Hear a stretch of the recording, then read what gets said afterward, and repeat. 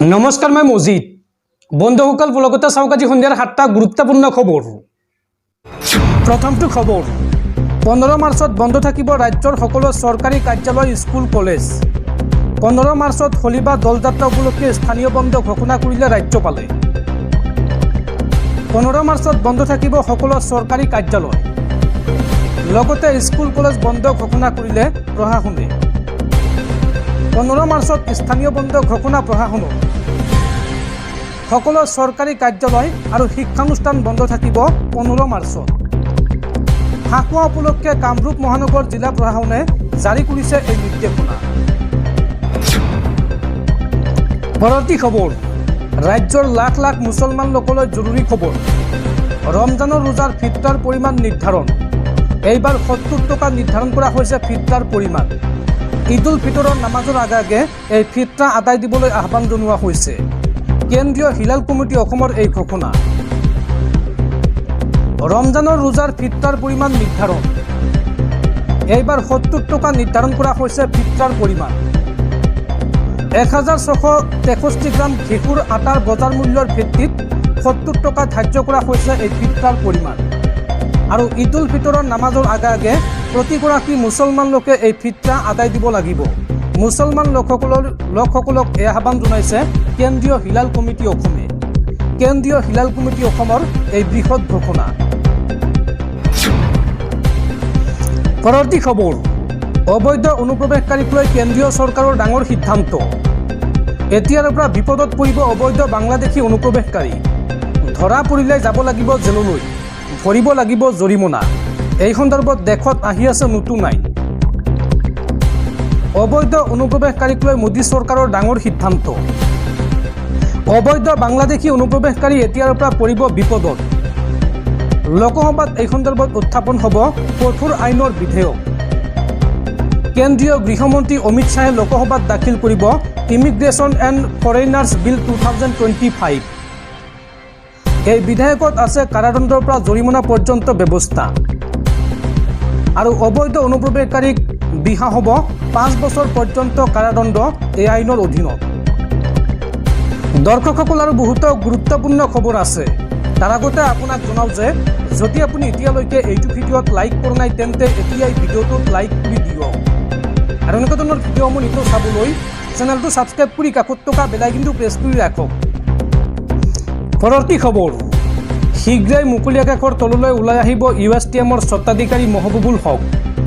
অৱশেষত জামিন পালে USTMৰ আচাৰ্য মহবুবুল হকে। দুটাকৈ গোচৰত গুৱাহাটী উচ্চ ন্যায়ালয়ে মঞ্জুৰ কৰিলে জামিন। আৰু অতি শীঘ্ৰে মুকলি আকাশৰ তলত ওলাই আহিব USTMৰ স্বত্বাধিকাৰী মহবুবুল হক। পৰৱৰ্তী খবৰ, সাৱধান ৰাজ্যবাসী, ৰাজ্যত পুনৰ বতৰ ল'ব কাল ৰূপ। অহা 14 মাৰ্চ পৰ্যন্ত ৰাজ্যত হ'ব প্ৰচণ্ড বৰষুণ। আৰু এই সন্দৰ্ভত ৰাজ্যৰ 23খনকৈ জিলাত বতৰ বিজ্ঞান কেন্দ্ৰৰ এলাৰ্ট জাৰি। ৰাজ্যত পুনৰ বতৰ ল'ব কাল ৰূপ। অহা 14 মাৰ্চ পৰ্যন্ত ৰাজ্যত হ'ব প্ৰচণ্ড বৰষুণ। বতৰ বিজ্ঞান কেন্দ্ৰই এই সন্দৰ্ভত জাৰি কৰিছে এলাৰ্ট। ৰাজ্যৰ কেইবাখনো জিলাত এলাৰ্ট জাৰি কৰিছে বতৰ বিজ্ঞান কেন্দ্ৰই। অসমৰ কোন কোন জিলাক লৈ বতৰ বিজ্ঞান কেন্দ্ৰই এলাৰ্ট জাৰি কৰিছে চাওঁ আহক। কোকৰাঝাৰ, ধুবুৰী, বঙাইগাঁও, চিৰাং, গোৱালপাৰা, বৰপেটা, নলবাৰী, কামৰূপ গ্ৰাম্য, কামৰূপ মেট্ৰ', দৰং, ওদালগুৰি, মৰিগাঁও। আৰু আপুনি অসমৰ কোনখন জিলাৰ পৰা ভিডিঅ'টো চাই আছে কমেণ্টত জনাওক। লগতে শোণিতপুৰ, নগাঁও, পশ্চিম কাৰ্বি আংলং, হোজাই, ডিমা হাছাও, কাৰ্বি আংলং, ডিব্ৰুগড়, চৰাইদেউ এইসমূহ জিলাত এলাৰ্ট জাৰি কৰিছে বতৰ বিজ্ঞান কেন্দ্ৰই। লগতে তিনিচুকীয়া, লখিমপুৰ, ধেমাজি, যোৰহাট, শিৱসাগৰ, মাজুলী, বিশ্বনাথত হ'ব মুখলধাৰ বৰষুণ। এই জিলাকেইখনত প্ৰচণ্ড ধুমুহা বৰষুণৰ আগজাননী আছে বা এই সময়ছোৱাত প্ৰচণ্ড ধুমুহা বৰষুণ হ'ব বুলি বতৰ বিজ্ঞান কেন্দ্ৰই জনাইছে। পৰৱৰ্তী খবৰ, অৰুণোদয় আঁচনিক লৈ উত্তাল অসম বিধানসভাৰ সদন। অৰুণোদয় আঁচনি বন্ধ কৰি মুখ্যমন্ত্ৰীক নিৰ্বাচনত জিকাৰ প্ৰত্যাহ্বান জনালে বিধায়ক অখিল গগৈয়ে। আৰু অখিল গগৈৰ প্ৰত্যাহ্বান গ্ৰহণ কৰি মুখ্যমন্ত্ৰীয়ে দিলে প্ৰত্যুত্তৰ। অৰুণোদয় আঁচনিক লৈ উত্তাল সদন। অৰুণোদয় আঁচনি বন্ধ কৰাৰ প্ৰত্যাহ্বান বিধায়ক অখিল গগৈ। আৰু অখিল গগৈৰ প্ৰত্যাহ্বানৰ পাছতে মুখ্যমন্ত্ৰীৰ প্ৰত্যুত্তৰ। মুখ্যমন্ত্ৰীয়ে এই সন্দৰ্ভত কয় যে কংগ্ৰেছে আমাৰ পৰা লৈ গ'ল অসমৰ অৰুণোদয় আঁচনি। ছত্তীশগড়, মধ্যপ্ৰদেশ, ঝাৰখণ্ড নতুন দিল্লীয়ে লৈ গ'ল অসমৰ অৰুণোদয় আঁচনি। যদি আমি বেয়া কাম কৰিছোঁ তেন্তে এইসমূহ ৰাজ্যই কিয় আমাক অনুসৰণ কৰিছে? এই মন্তব্য ৰাজ্যৰ মুখ্যমন্ত্ৰী হিমন্ত বিশ্ব শৰ্মাৰ। হিমন্ত বিশ্ব শৰ্মাই লগতে কয় যে যিসকলৰ অৰ্থনৈতিক ধাৰণা নাই সেইসকলে অৰুণোদয় আঁচনিক সমালোচনা কৰে। বিধানসভাত এই মন্তব্য মুখ্যমন্ত্ৰী। পৰৱৰ্তী খবৰ, পুনৰ বিদেশ ভ্ৰমণত দেশৰ প্ৰধানমন্ত্ৰী নৰেন্দ্ৰ মোদী। এইবাৰ দুদিনীয়া ভ্ৰমণসূচীৰে মৰিছাছত উপস্থিত প্ৰধানমন্ত্ৰী নৰেন্দ্ৰ মোদী। মৰিছাছৰ ৰাষ্ট্ৰীয় দিৱসত অংশগ্ৰহণ কৰিব প্ৰধানমন্ত্ৰীগৰাকীয়ে। পৰৱৰ্তী খবৰ, ডিব্ৰুগড়ৰ মোহনবাৰী বিমানবন্দৰত হঠাৎ হাহাকাৰ। এগৰাকী যাত্ৰীৰ বেগৰ পৰা উদ্ধাৰ হৈছে 9mm পিষ্টলৰ সক্ৰিয় গুলী। ৰাজস্থানৰ চিম্বু দয়াল নামৰ যাত্ৰীজনৰ পৰা উদ্ধাৰ হৈছে 9mm পিষ্টলৰ সক্ৰিয় গুলী। আৰু ঘটনা সন্দৰ্ভত ইতিমধ্যে গ্ৰেপ্তাৰ কৰা হৈছে ব্যক্তিগৰাকীক। পৰৱৰ্তী খবৰ, এইবাৰ জাতীয় সংগীতক বিশ্ব পৰ্যায়লৈ লৈ যাব ৰাজ্য চৰকাৰে। একেলগে 1 কোটি মানুহে গাব অ মোৰ আপোনাৰ দেশ। এই ঘোষণা মুখ্যমন্ত্ৰী হিমন্ত বিশ্ব শৰ্মাৰ। পৰৱৰ্তী খবৰ, ৰাইডাৰ ননী গ্ৰুপৰ বাইক চোৰৰ মাষ্টাৰ মাইণ্ডক গ্ৰেপ্তাৰ মহানগৰ আৰক্ষীৰ। বলবলাৰ পৰা আটক কৰা হৈছে আশ্ৰফ আলী নামৰ চোৰটোক। লগতে আশ্ৰফ আলীৰ পিতৃ জিকিৰ আলীকো গ্ৰেপ্তাৰ কৰিছে গুৱাহাটী মহানগৰ আৰক্ষীয়ে। আৰু ঘটনাৰ পৰিকল্পনাকাৰী ফিৰোজ কাজীকো গ্ৰেপ্তাৰ কৰিছে আৰক্ষীয়ে। পৰৱৰ্তী খবৰ, এইবাৰ আমেৰিকাৰ বিৰুদ্ধে থিয় হৈছে বিশ্বৰ 3খন শক্তিশালী ৰাষ্ট্ৰ। মাৰ্কিন ৰাষ্ট্ৰপতি ডনাল্ড ট্ৰাম্পৰ সৈতে যুঁজিবলৈ সাজু হৈছে এই 3খন শক্তিশালী ৰাষ্ট্ৰ। বিশ্বৰ ইখনৰ পিছত সিখন দেশৰ প্ৰত্যাহ্বান আমেৰিকাৰ। ডনাল্ড ট্ৰাম্পৰ সৈতে যুঁজিবলৈ এইবাৰ সাজু হৈছে বিশ্বৰ 3খন শক্তিশালী ৰাষ্ট্ৰ। চীন, ৰাছিয়া আৰু ইৰাণে একত্ৰিত হৈ প্ৰত্যাহ্বান জনাইছে শক্তিধৰ আমেৰিকাক। উল্লেখযোগ্য যে মাত্ৰ 2টা দিন পূৰ্বে ইৰাণক লৈ ডাঙৰ মন্তব্য কৰিছিল ডনাল্ড ট্ৰাম্পে। ইৰাণৰ পাৰমাণৱিক ঘাটিত লক্ষ্য কৰিম বুলি মন্তব্য কৰিছিল মাৰ্কিন ৰাষ্ট্ৰপতি ডনাল্ড ট্ৰাম্পে। আৰু ট্ৰাম্পৰ এই মন্তব্যৰ পিছতেই ইৰাণেও ৰঙা চকু দেখুৱাইছে আমেৰিকাক। ইয়াৰ লগে লগে ৰাছিয়া, চীনেও আৰম্ভ কৰিছে যুদ্ধাভ্যাস। বিশ্বৰ 3 শক্তিয়ে গাল্ফ অৱ ওমানত চলাইছে নৌসেনাৰ অভিযান। নৌসেনাৰ অভিযানত অংশ লৈছে ডাঙৰ ডাঙৰ জাহাজেও। সাগৰৰ মাজত চীন, ৰাছিয়া আৰু ইৰাণে শক্তি প্ৰদৰ্শন কৰিছে আমেৰিকাৰ বিৰুদ্ধে।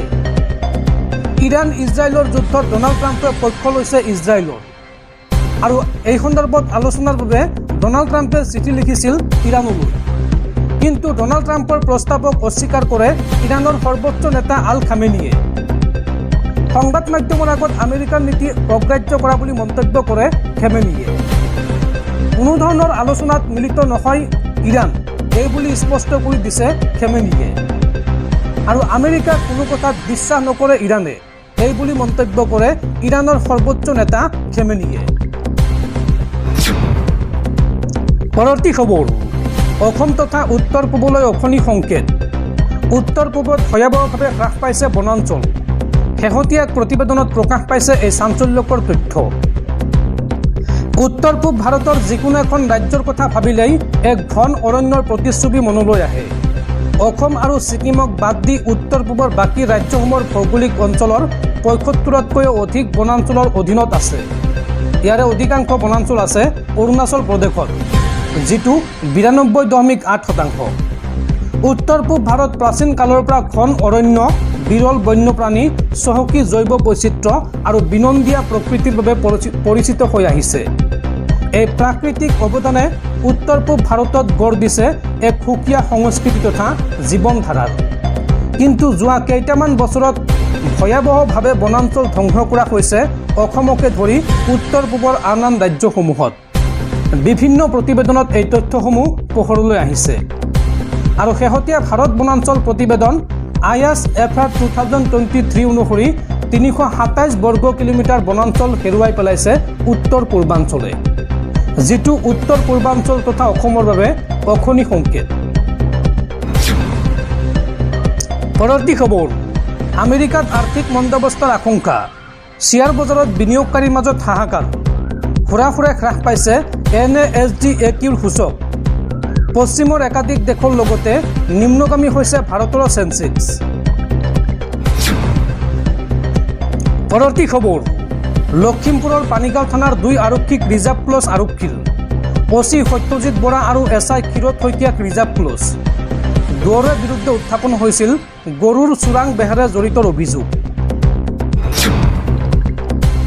পৰৱৰ্তী খবৰ, পুনৰ এবাৰ বিজেপিৰ নীতিৰ বিৰুদ্ধে গ'ল কিংমেকাৰ চন্দ্ৰবাবু নাইডুৰ দল TDP। অন্ধ্ৰপ্ৰদেশত এতিয়াৰ পৰা তৃতীয় সন্তান জন্ম দিলে লাভ কৰিব 50,000 টকা আৰু লগতে গোধনৰ উপহাৰ। এই বৃহৎ ঘোষণা TDPৰ। পুনৰবাৰ বিজেপিৰ নীতিৰ বিৰুদ্ধে গ'ল চন্দ্ৰবাবু নাইডুৰ দল TDP। জনসংখ্যা নিয়ন্ত্ৰণক লৈ বিজেপিৰ নীতিৰ সৈতে নিমিলে চন্দ্ৰবাবু নাইডুৰ নীতি। দুটাতকৈ অধিক সন্তান জন্ম দিয়াৰ পোষকতা চন্দ্ৰবাবু নাইডুৰ। এইবাৰ TDPৰ সাংসদে ঘোষণা কৰিলে পুৰস্কাৰ। তৃতীয়টো সন্তান জন্ম দিলে অৰ্থাৎ 3 নম্বৰ সন্তানটো কন্যা জন্ম হ'লে লাভ কৰিব 50,000 টকা আৰু তৃতীয়টো সন্তান পুত্ৰ হ'লে চৰকাৰে দিব গোধন। TDPৰ সাংসদ কে আপাল্লা নাইডুৱে ঘোষণা কৰিলে এই পুৰস্কাৰ আৰু TDPৰ এই ঘোষণাক লৈ এতিয়া দেশজুৰি চৰ্চা।